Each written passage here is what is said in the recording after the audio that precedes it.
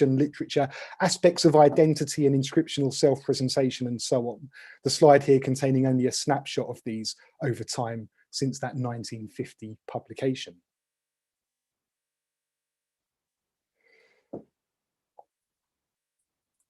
All the more important then, I think, that an up-to-date epigraphic copy of the text is produced in order that scholars can gain more from the text. And I'm thinking here particularly of yesterday's presentations by colleagues on epigraphic and paleographic matters. The aim of this paper, though, is to introduce the non-textual elements of Ankh-Tephi's tomb complex as exposed through archaeological work, to confirm some internal chronology perhaps, and to make some suggestions concerning the extent of Ankh-Tephi's tomb and its relationship to those around it. Organisationally, there appears to be strategy to the creation of the necropolis, with Ankh-Tephi's tomb being the largest tomb and 6, I say, satellite tombs of smaller size placed around it. So on the image here, you might be able to see Ankh-Tephi's tomb as the most obvious one, more or less central. And then on each of his shoulders, you can just about see another tomb, so one to the left and one to the right at a higher level. And then we've got 4 tombs coming round to the north of the Gebel. It's possible that there are more tombs, but at some point the face or the facade of the Gebel has collapsed, damaging the accessible tombs, possibly hiding some others as well, but work hasn't yet uncovered any others. Indeed, Ankh-Tephi's tomb was completely covered by fallen rubble and only discovered by quarry workers in 1928. Archaeological work at the necropolis was begun by Jacques Vendier in 1935. Vendier cleared, planned and recorded the 2 tombs in the necropolis with best surviving decoration, those of Ankh-Tephi and Sobek-Hotep. Sobek-Hotep's is the one immediately to the north of Ankh-Tephi's. The 1950 publication was weighted towards the decoration and inscriptional evidence in Ankh-Tephi's tomb. Subsequent work in the region has been conducted by El Masri and also Dr. Colleen Manasseh, who more recently conducted a survey with Yale focused on the broader necropolis and discovered a wide range of funerary activity from the pre-dynastic period through to the 18th dynasty within what she's terming the broader Moala necropolis. So starting at Ankh-Tephi's Gebel and moving north up to Moala, which is the nearest large town or city. Between 2002 and 2004, to come to the focus here, a University of Liverpool team under the Professor Mark Collier's directorship conducted work centred on Ankh-Tephi's tomb itself. The team's focus was to build on previous work at the site and document the current condition of the tomb in context. Elements of the work focused on a full photographic record of the decoration and the tomb, an epigraphic record of the texts, and a wider survey of the Gebel, a wider survey of the landscape, the immediate landscape at least. So to move on to the results and show you some of the archaeology that's been discovered and is yet to be published. All of the visible tombs in the Gebel follow the same architectural form, so these 7 in total. They're hewn into the limestone and comprise a forecourt, which leads via a doorway into a single-roomed chapel. The chapel features a burial shaft within it, and some tombs also feature burial shafts in their forecourts. Decoration is only visible in the tombs of Ankh-Tephi and Sobek-Hotep, and none of the others as far as can be discerned.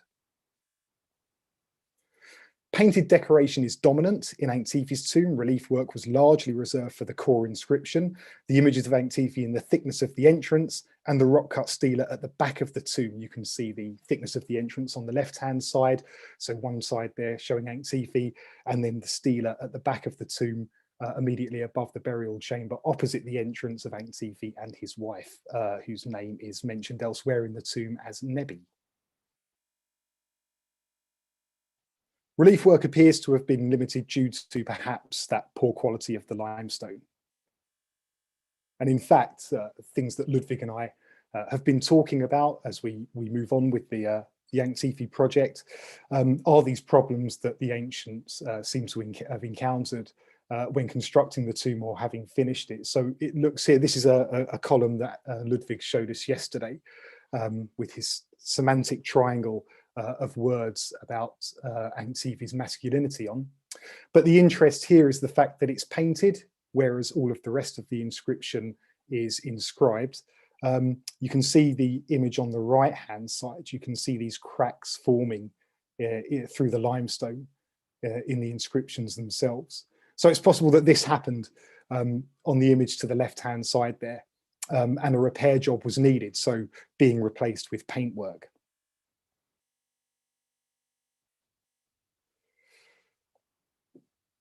Back to the outside and to the archaeology. At some point, the tomb was cleared out and a modern concrete roof erected over it, which you can see in the image. Of interest here, though, is the pathway leading to the tomb's entrance. This is the result of rubble being cleared so that the tomb could be accessed. The sides were shored up with bricks, as you can see, in order that the rubble did not fall back into the pathway. Certainly, this is not an original feature of the tomb, and one that the 2002 to 2004 Liverpool team were able to begin investigating alongside other priorities. So top left is Professor Mark Collier and Dr. Stephen Snape from Liverpool. Initially, they are digging a test trench. So they mark out a test trench area to the south of the entrance in the 2003 season. So you can see the tomb doorway, the entrance, and the pathway leading to it. And Mark and Stephen are both on the southern side of that. And that's where the activity that I'll be talking about has taken place. If you visited the tomb, it's that side of the tomb, the southern side of the forecourt that's been excavated. The northern side is still intact, which I think presents interesting opportunities once we've had a look at the southern side and what's been found in how we move forwards. So this test trench was followed in 2004 by a broader systematic clearance of the forecourt area to the south of the pathway. It's difficult to know at what point or points the face of the Gebel collapsed in on itself. If the integrity of the Gebel was compromised by the creation of the rock-cut tombs, one could imagine that part of the Gebel collapsed soon after the last tomb in the series was created. On the other hand, as work commenced, evidence of later occupation at the site emerged, such as these wrapped fish typical of something around late period date. And so careful work to better understand the relationship between the forecourt fill and the range of material held within it is required. So there's some stratigraphy to pay attention to as we move back, hopefully, and look at the northern side of that forecourt. Ultimately, the team succeeded in revealing the rock-cut face of the tomb, parts of which had been smoothed in ancient times using plaster. And it's an interesting thought because the potential for decoration or even texts, as is known from other tombs such as in Kubba el Hawa, on the outside of the tomb itself. So while none of that survives to the southern side, just traces of plaster on the facade of the tomb, on the rock itself, you can see low down. Again, it's interesting to see what we might find on the northern side, if there's any trace of what was on that plaster, if anything. The excavated space so far presents some novel features, not least because the contents of the forecourt have been partially protected by the collapsed Gebel, of course. To date, very few tomb forecourts have presented the opportunity for systematic excavation. So St. Sephi's tomb presents us with a relatively unique opportunity, I think. The front of the forecourt was limited by a north-south oriented mud brick wall. So in the image, you can see quite a lot going on. I'll take you through a couple of the features. So the facade of the tomb, you can just about see to the left. So this is somebody standing on top of the tomb, taking an image of the southern part of the forecourt. And you can see the mud brick wall running parallel to the facade of the tomb along the top corner of the picture. So this is 5 meters long.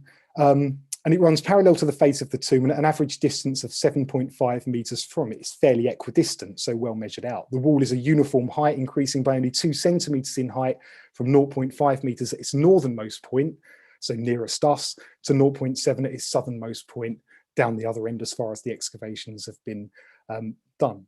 I think the point I'm trying to make here by mentioning these figures is one of a carefully constructed set of architecture that mirrors the effort seen elsewhere in the complex, not least, I think, in the carefully crafted inscription inscribed in the tomb.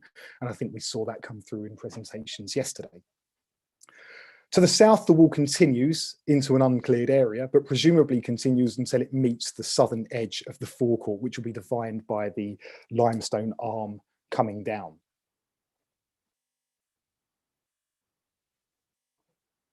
To the north end of the excavated area, an east-west wall intersects the north-south wall. So you can see the north-south wall running from us away towards that arm of the tomb. And you can see an east-west wall running right in front of us. So it takes a right angle turn, if you like. That might be a better way to describe it. The area between the two walls is built up into a mud brick platform, which you can see there. Embedded in this platform is a circular piece of limestone. What this is, I don't know. Perhaps it originally supported some feature that's no longer present. You can see what looks like natural limestone outcrops have been left, possibly worked as part of the architecture of the forecourt as well. So this larger area of limestone in front of us seems not to have been actively chipped away, may have been shaped. Again, interesting things to test when it comes to looking at the other side of the forecourt. Confirmation that these features that I'm talking about are contemporary with Ankh-Tephi's tomb, because they may not have been, of course, derived from the discovery of pottery in situ and in context with the mud brick architecture. Maidenware in particular, as in the left-hand side of the image in front of you, gives some confidence that we're here investigating features that are contemporary with Ankh-Tephi's tomb. So in other words, we're at the ground level, we think. The small coarse ceramic wares on the right of the picture were a common find in the forecourt. And actually Colleen Manasseh, whom I mentioned earlier, the Yale survey, has noted the same strewn quite widely throughout the wider necropolis, so further to the north, where she's found evidence of further first intermediate period tombs, many of a lower social strata. So as we'd imagine, without superstructures, but burial shafts instead. So a lower necropolis, if you like. So with these types of pottery are quite comparable and are also found in other cemeteries that seem to date to this period of regions, or the first intermediate period, or this rough period of time. As Manasseh surmises, certainly these are mass-produced items for funerary purposes. Further evidence from this level of archaeology comes from in the form of wooden fragments strewn across the floor level outside the tomb entrance. This includes pieces of coffin. Of the coffin fragments, those painted entirely red with incise hieroglyphs, I think you can just about see, it might be clearer in the drawing underneath on the right-hand side, what must be the beginning of a Hetep Denisu running across the top of a coffin.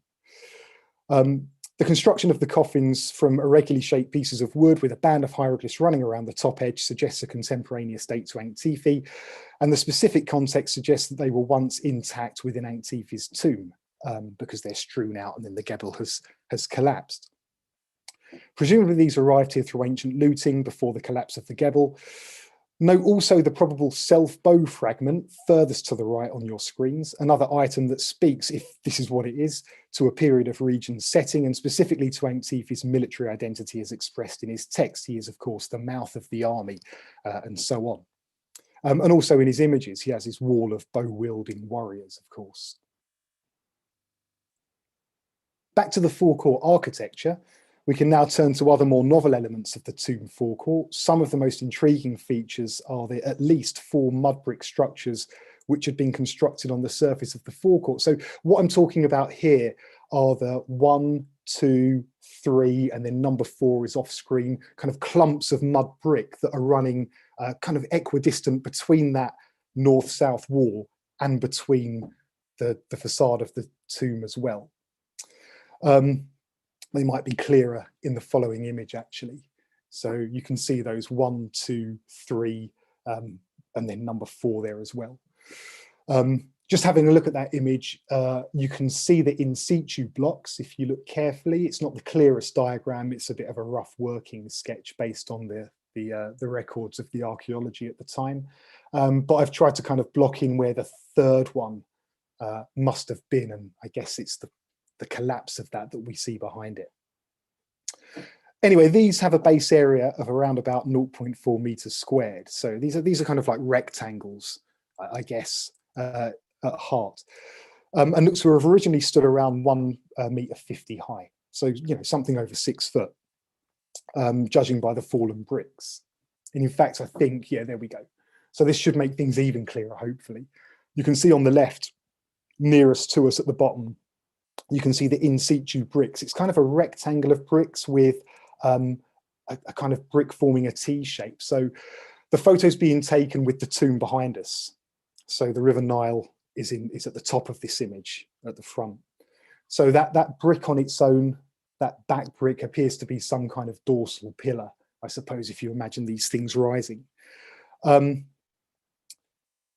It looks like they've been plastered as well. You can see traces of plaster around the in situ blocks at the bottom of the screen. So what might these be for, and might they be something similar anywhere else in the archaeological record?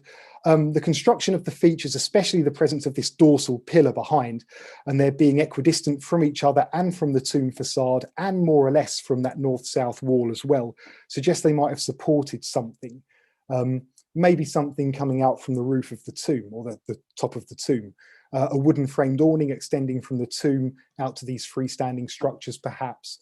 We're not entirely sure. I mean, I think we can think of broader parallels for these. So, individual pillars in front of tombs, or part of the tomb architecture, reminds us of Saf tombs. And I think, thinking locally, we'd think of the tomb of Iti at Gebelein, I suppose. Although the form of the tomb is very different, of course. Iti has quite chunky kind of Saf features, whereas these seem relatively slender, fewer and far between. Again, thinking of excavating in future to the northern half should be interesting, seeing as we can be on the lookout for these features and see if there's any evidence that helps us to understand what they were intended for. It may be worth thinking more broadly, though. The natural pyramid-like setting of Ankh-Tifi's tomb has been noted before, most recently by Dr. Esmond. I find this entirely plausible, actually, when we consider Ankh-Tifi's king-like, extraordinary, superhuman being, as presented yesterday by my friend and colleague Ludwig Morenz. And the access to resource that derives from Ankh-Tifi's wide-ranging control certainly speaks to the ability to create something on quite a large scale. Therefore, a grander tomb, I think, is worth entertaining as we move forwards. If we change our perspective and look away from the tomb, so the images to the right-hand side, down towards the river, there's some tantalizing potential for further investigation, I think. Suspiciously raised areas which never come through fantastically in photographs. So they're highlighted somewhat in the top photo. And in the bottom photo to the right, you can kind of see a photo being taken along one of these kind of raised areas. These signal the potential of a causeway-like feature leading down towards the river. I think here one thing that's interesting is to turn to Ankh-Tifi's text while we look at the archaeology. Ankh-Tifi's tomb, column 5, details part of his tomb which he seems particularly proud of. Eric Doré has pointed out the mythological allusions of this passage as Ankh-Tifi is describing part of his tomb and likening this doorway or entrance element to the kind of mythological realm. It probably isn't worth me pointing out that the things Ankh-Tifi describes are not present in his tomb doorway, at least they don't survive there anymore. So cedar wood, granite threshold, a granite threshold stone, if that's what he means by stone from Elephantine, a uraeus frieze.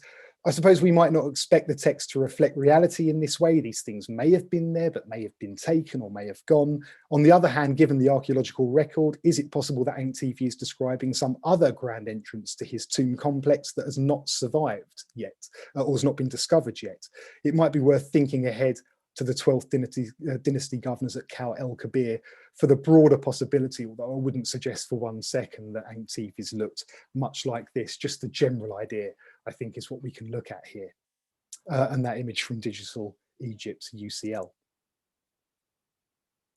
One final consideration is the relationship between Ankh-Tifi's tomb to those around his. The tombs are all looted and, apart from Sobek Hotep, free from lasting decoration. In terms of possible candidates, outside of Ankh-Tifi's main inscription, his wife Nebi, whom we met earlier, is mentioned. And she's also depicted with Ankh-Tifi in that stela, of course. As well as this, there's reference to up to 4 sons and 2 daughters, some of whom are named, some of whom are just depicted, and so we imagine that's who they are within the tomb. One son is indeed named Sobek Hotep, we think, and so it's tempting to see, as others have, the 6 tombs around Ankh-Tifi as designated for his 6 children and their families. Each tomb, of course, has space for multiple burials, notwithstanding those forecourt shafts that I mentioned earlier too, those subsidiary shafts. Such conclusions are obviously position Ankh-Tifi as a nucleus tomb in a family cluster, with the others as satellite tombs linked to, contemporary to, and somewhat subordinate to it, I suppose. Well, the possibility of being able to attribute these tombs to individuals and confirm this theory is slim, One tomb, the one on Ankh-Tophi tomb's southern shoulder, so it's the ones on upper level to the right of the picture, does still have a partially intact forecourt that might allow us to start to test such ideas at this necropolis. To summarise, pending further work, the inference is that what has been discovered at the floor level of the forecourt is contemporary with Ankh-Tophi's tomb, and so signals that the tomb was originally larger and more impressive than previously known, even extending beyond the forecourt into a grander complex possibly. Given what we know of Ankh-Tophi's power and influence, perhaps this should come as no surprise. Indeed, Ankh-Tophi tells us that he controlled or enjoyed good relations with a significant portion of Upper Egypt at the height of his power, and we might expect his tomb to reflect this. Moving forwards, there is a sense that work at the site can help to say more about Ankh-Tophi, his relationship to the tombs around him, and to the wider necropolis as established by the Yale survey mission.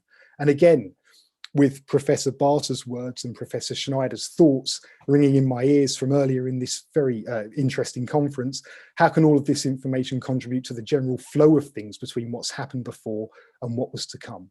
Certainly with only half the forecourt cleared, there's some clear direction for how to proceed in order to test various questions that we have played with today. Thank you very much for paying attention.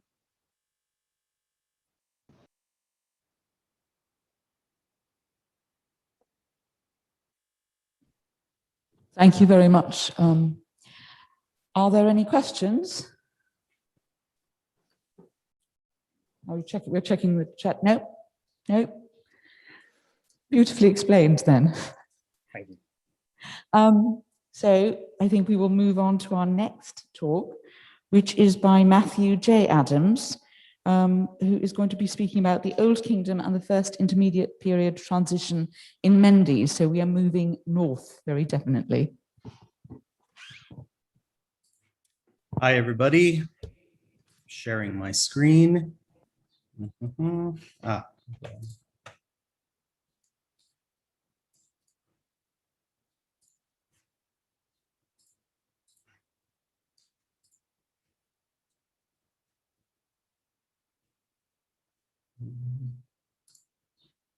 Okay. Am I there?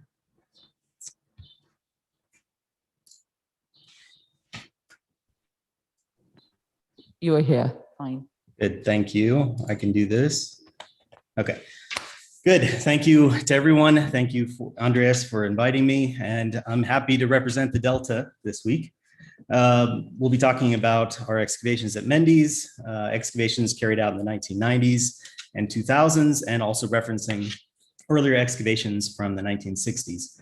Hopefully you all know more or less where Mendes is in the northeast Nile Delta, not too far away from the modern city of Mansoura and from the secret Air Force base you see off to the left. Mendes consists of two tells today, Tel Aruba in the north and Tel Tamai in the south, with the ancient names respectively here. We'll be focusing in on the upper Tel Aruba, known as Jedet, and later Per-Benet Jed, which gives us the Greek word Mendes. Here you see a top plan of the area, highlighting in particular the Temenos wall, the main temple of the Ram, constructed by Ptolemy II. And we will zoom into that area, which has attracted the most excavation attention over the last 100+ years. And closing in even further on the main temple area, you can see that the remains that are visible on the surface today primarily come from the New Kingdom and later processional style temple. You can see it reconstructed on your left with two pylons erected in the 19th dynasty and a major renovation of the Naos court by Amasis during the 26th dynasty. This temple was built on top of a pre-existing elevated space within the tel, a tel within a tel, if you will, where we are going to focus our attention now. Most of the Old Kingdom and First Intermediate period excavations were carried out by two major expeditions, 1964 to 1967, then again from 76 to 78 by the New York University, directed primarily by Donald Hanson in the field. In 1990-1992, a new project was initiated by Bob Wenke and Doug Brewer, which focused within the squares established by NYU excavating primarily early dynastic material. That project was carried on in 1992 by Donald and Susan Redford and is still ongoing today.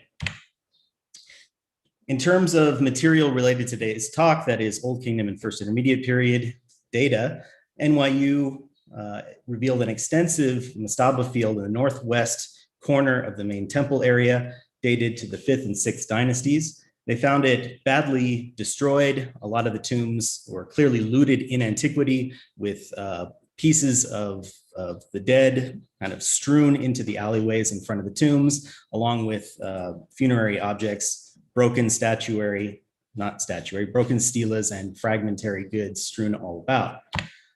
These are the two most famous of the two. You may or may not have seen these before. On your upper left, the tomb of Setnet Pepi, and on the upper right, sorry, and on the upper left, the tomb of Pepi Ima, which is really notable for the amount of limestone which was used to construct the core and, of course, the missing superstructure as well. You're looking at just the descending passageway in the upper part, which still has the blocking stones in place. The main chapel chamber or burial chamber, which is, of course, missing its roof. Unlike many of the other talks that we've seen today, limestone construction, especially at this point in the Delta, is extremely rare and a good sign of extreme wealth. Another mastaba field, or a continuation of the same one, was uncovered on the eastern side of the main temple, also by NYU, where one major mud brick mastaba was excavated completely, and there were signs of at least one or possibly two others. This is the tomb of Aha Puba, which you'll see some of his false doors in just a moment. What's important to point out at this point is that the mastabas were covered with over a meter's worth of ash and broken pottery and other remains from nearby tombs that have been strewn everywhere. Here you see the false doors of Aha Puba, which also mention his son, Nefer Shuba, which I will come to in just a moment. Okay.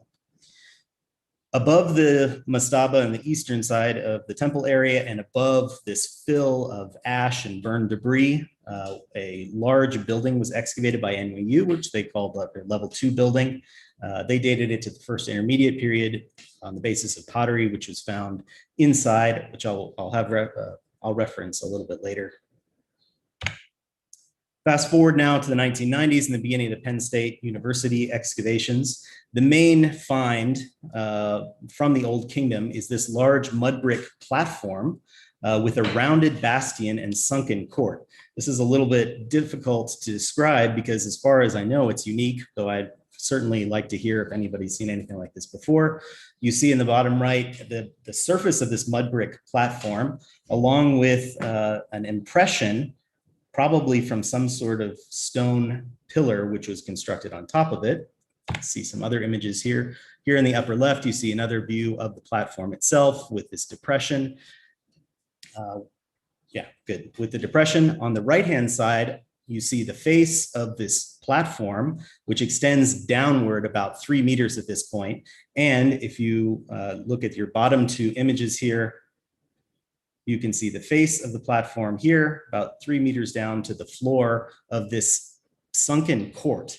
Now, the court is defined, as you can see on the bottom left, by this bastion-like semicircle, which is built up against the face of the platform. That is the northern face. You can also see in the plan on the right-hand side, the face of the podium, the curve of the bastion, and then about 4 or 5 meters apart and parallel to the bastion itself is another semicircular wall defining this courtyard level, which is lower than the floor levels, certainly of the platform itself, and of the contemporary floor levels immediately to the north of the thing. Great. Within the semicircular court was found one of the most shocking discoveries of the excavation project, a massacre or evidence of a massacre of some 35 individuals. You're looking at one of the first images here from the excavation where you see remains of 3 individuals as we found them inside of the semicircular court. Around them, you see remains of pottery. The lighter colored mud are fired mud bricks. And in the distance of that image, you see the back wall of the semicircular court. Some other gruesome images to entertain you, other individuals from inside the semicircular court. On the left, you see two male figures, one on his back, one facing downward. On the right-hand side, you see the remains of an older woman who has her hand up covering her face. What you don't see here, and I'm sorry I don't have images for this, is after the removal of this skeleton, we found immediately beneath it the remains of an older male, and beneath him, the remains of a young person. Another image on the bottom right shows an adult male face down with a pig next to him, also dead. On the left-hand bottom, you see some of the remains of the burned mud brick debris, which filled up the entirety of the semicircular court with the bodies down below. In addition to the complete skeletons, which were in disarray all over the court, we found the remains of several other fragments of bodies, which were in a slightly different state of preservation, a lot of heads, a lot of crania, which suggested at the time that they might be parts of interred individuals who've been removed and broken up from nearby tombs from the cemetery. And I will come back to that a little bit later as well. Great. So to leave that dramatic scene aside for just a moment, to the northeast, excavations in field AL revealed additional mastaba tombs, showing presumably that this really extensive mastaba tomb cemetery extends all the way around the northwest, northeast, and eastern side of the temple, and perhaps to other places as well. This is just where we've seen it.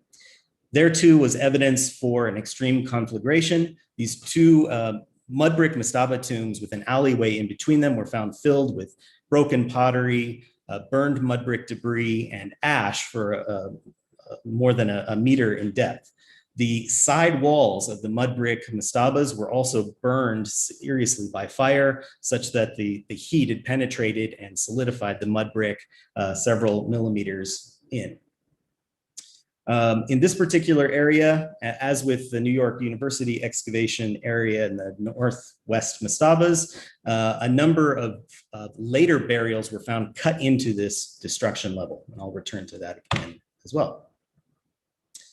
Okay, to move away from dead people for just a moment to the immediate southwest of the main temple area, directly west of the Naos court, that is in field AJ South, a large industrial scale baking facility was uncovered. You see one example of 5 or more ovens which were found excavated in that particular area. Later, this baking facility was covered with tombs as well. I even have a picture showing you. This is one large mastaba, presumably of a single family with 9 interments, all buried within the core of the mastaba, seemingly such that they were all interred at exactly the same time. The burials here, as you see 1 or 2 examples still in situ, were all wrapped in reed matting and with no grave goods. Now, yes, one more thing. In addition to the far north of the temple and field T, a series of vaulted tombs dated the first intermediate period was also excavated in the late 90s. You see some of the pottery in situ here, clear first intermediate period material. Okay, now to jump to one particular area that we'll focus in a little bit more detail. This is field AJ North, which was originally established in the late 1990s in order to try to bring some stratigraphic order to these disparate Old Kingdom and First Intermediate period finds, and try to, probably by now you're already getting a good sense of what the chronological sequence is, but we couldn't see it all in one location. So field AJ North was meant to do that, and it's a long-term stratigraphic probe and anchor. Currently, it is a large 10 by 10 meter square with a large 10 by 5 meter extension to the west. It is about 5 meters deep at present, and it covers the entirety of the Nagata 3 through late First Intermediate period / early Middle Kingdom within that stratigraphy. We've done some coring in the area, And as you probably know, the high water tables in the Delta often make it difficult for excavation of these earlier periods. Here at Mendes, we have at least 2 more meters worth of dry material to excavate through. From this core, we were able to bring out a lot of Butomati material, earlier Nagata pottery as well. So really optimistic for a really fine sequence here eventually. Yes, I was really interested to hear yesterday about the new radiocarbon projects that IFAO is beginning to work on. And this is actually one of our next major projects with the stratigraphic sequence. Here we have extensive radiocarbon samples in the form of large bags of seeds from hearths from all of these different strata. So we're looking forward to working on this Nagata through first intermediate period, high resolution, absolute chronology, which I'll tie into this at some point in the future. Okay. Here you see the stratigraphic sequence. You don't have to read all that. I've summarized it already for you. Some of the earlier material suggests already, we could talk about this later if you want, that there is an important temple nearby. Also because of the later New Kingdom and later processional style temple at the top of this mound, we interpret the large podium structure that I've described to you as the base for the Old Kingdom temple. So here we go. Let me describe then the late Old Kingdom for you and the basis of the stratigraphy that we have here. We have the large podium, which we surmise based on the excavations in field AJ, as well as from material beneath the semicircular podium, that this was constructed sometime in the middle of the 5th dynasty. As I said, probably to house the main Old Kingdom temple. In field AJ, you see several structures that we've excavated, all contemporary with the building. Metrological assessments of the podium along with these buildings highly support the idea that they were built together and according to a grand plan, if you will. The buildings themselves, here we go, kind of give off some mixed vibes about their usage. First of all, we do have at least one infant burial beneath the building itself. Actually, it was built into one of the floor raisings in the building, but also numerous beer jars and this silo as well suggest beer production or storage. To kind of balance these out, we're tentatively identifying these as priest dwellings, perhaps for the temple of the adjacent temple of the Ram God. In the upper left, you see the section drawing through the northern part of field AJ, which I'll be referring to periodically. The brown box is showing you the building on the northern side of this particular area, which we'll come back to in a moment. I'll just remind you that just 100 meters, sorry, less than 30 meters to the south of this particular area is where the industrial baking facility is located. So overall, when we're looking at, say, the 5th, 6th dynasties, this is the picture of Mendes as we know it now, a large temple complex with this strange semicircular court, the domestic and production units to the west, and an extensive mastaba field circling north and east. Here is pottery from phase 3, the Old Kingdom and field AJ. I will start with number 1 on the left-hand side, and I'll go through each one of these and cite all the parallels for you now. I'm kidding, of course. Okay, we've already talked about the mastabas in the northwest, but I want to return to them for just a moment, just to point out a few dating criteria here. Of course, at least 2 of the individuals, Ishtefteti and Setnet Pepi, have the names of royal figures in them. In the case of Setnet Pepi, the original epigrapher, Christine Sogor, published this the false door fragments here on the right-hand side and the inscription over the door, the entrance to the tomb in 1967, argued that for a very late Old Kingdom date, some of you probably surmise for yourselves, and therefore that the Pepi of her name is most likely Pepi II. There's also the tomb of Nefer Shuba. We actually don't have his tomb per se. We have found his sarcophagus, which you see in the upper right-hand corner, where it has actually been relocated from somewhere else, probably in the later First Intermediate period, or possibly in the Middle Kingdom. His sarcophagus was moved from its original location, possibly on the east side of the temple near his father, and reused in this particular case. We know it was moved because the limestone covering of the sarcophagus beneath has an inscription on it, which suggests that it was part of a wall facade of some sort, which I'm not showing here. You see on the bottom right, the arrow showing you the side of the sarcophagus, which bears the Heta-Tenisu formula, along with these familiar Ujat eyes, which suggest a very, very late Old Kingdom or early First Intermediate period date. Harko can probably say a little bit more about that a little bit later. On the left-hand side, we see his false door, which is also found during our excavations. Okay, let's talk about the cataclysm for a moment, because this is something that we not only see in the semicircular court, but also as described in all of the other areas that we've already addressed. We see it in the sunken court with the dead, all of the dead guys. We see evidence of fire and destruction in all of the other areas. The mastabas, both in the northwest, northeast, and east, have all been ransacked. We find grave goods shattered and dispersed everywhere. Many of these tombs are apparently desecrated. Setnet Pepi's false door, which you saw just a moment ago, is in extremely small fragments and strewn all outside of the main entrance.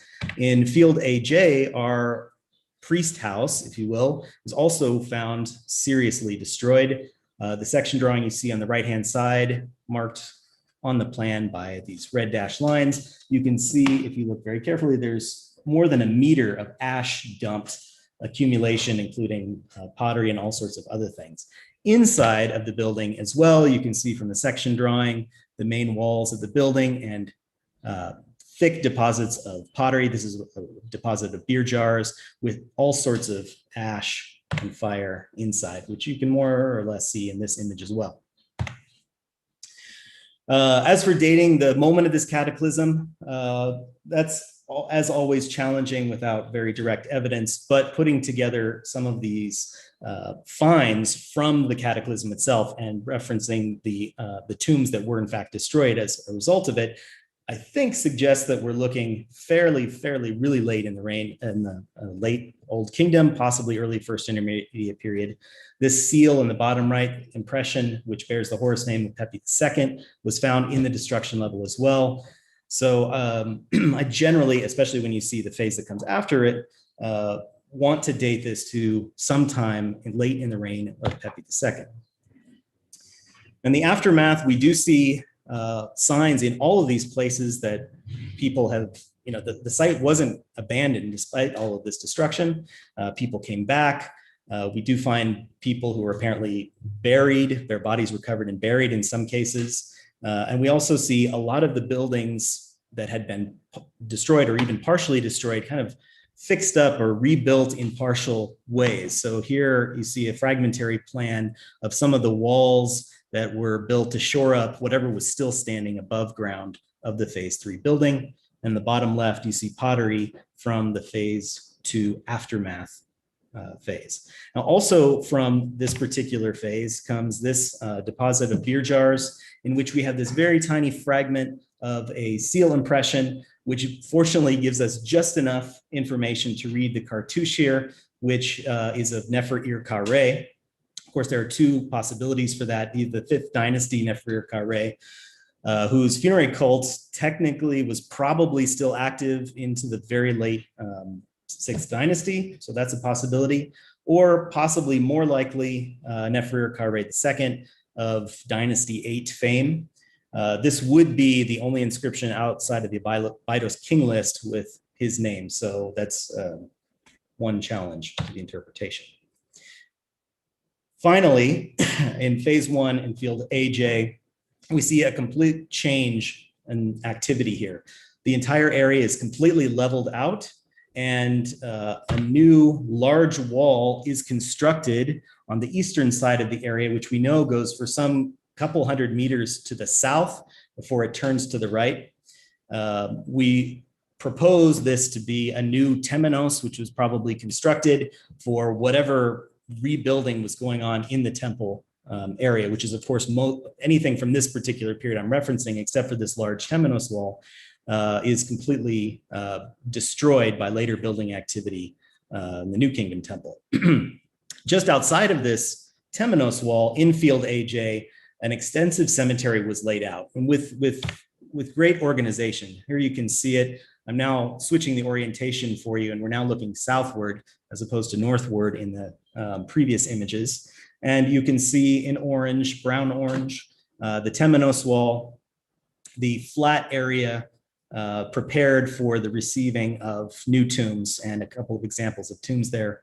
On the left-hand side, you see some of the plans of the 20 or so tombs that we excavated, none of which had burial goods, all of which were interments with wrapped reed matting, suggesting a poorer class of individuals, if you want to interpret it that way.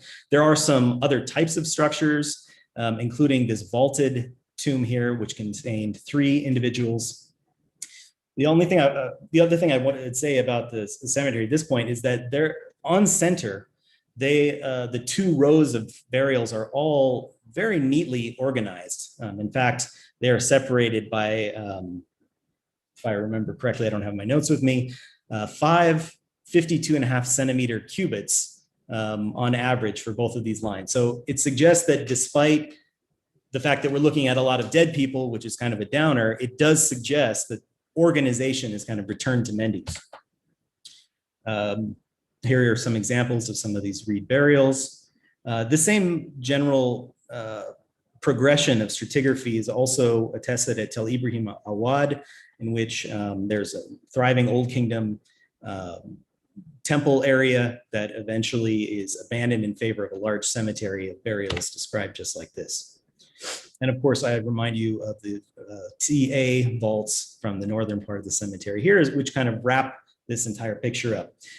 One more comment before I summarize. With those, here we go. The administrative building found by NYU on the eastern side of the temple does seem to belong to the same phase as our large cemetery in Temenos here.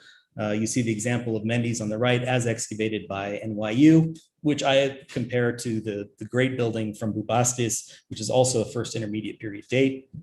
The pottery from the Mendes structure also supports this. I didn't see the pottery myself, but Hansen refers to it in his 1967 article and cites specifically sediment types 29, 30, and 19 with the Seidelmeyer equivalents here I've put for you for the 11th dynasty.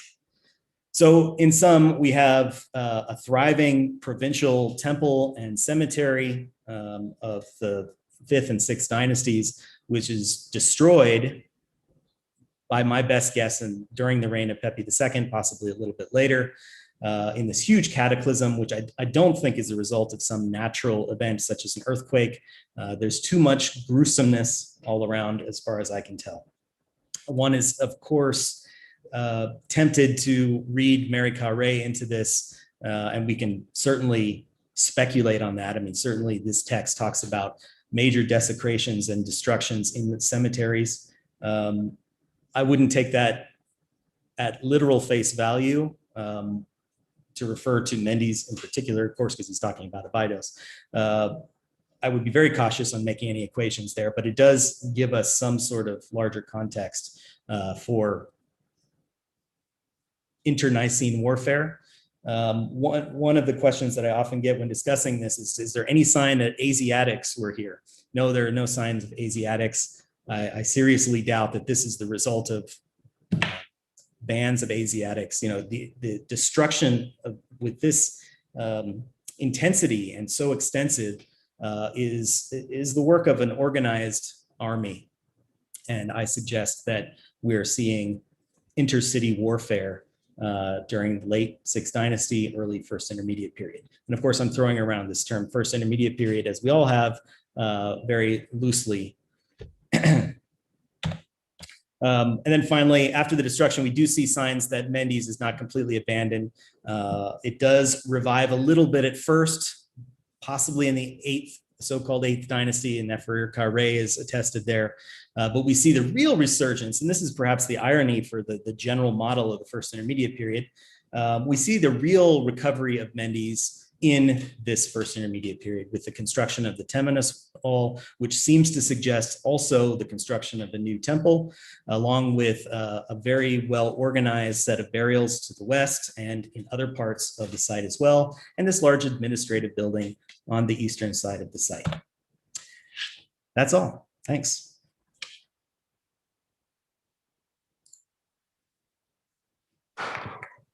Thank you very much. I'm quite crushed you didn't go through all of those pottery types. So do we have any comments or questions? Nothing in the chat? Are there any hands up?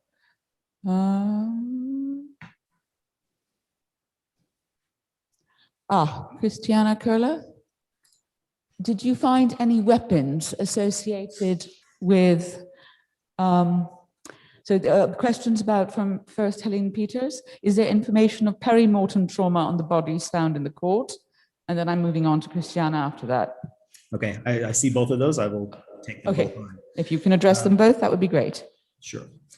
Unfortunately, the bodies look like a good state of preservation, but they were just very carefully excavated.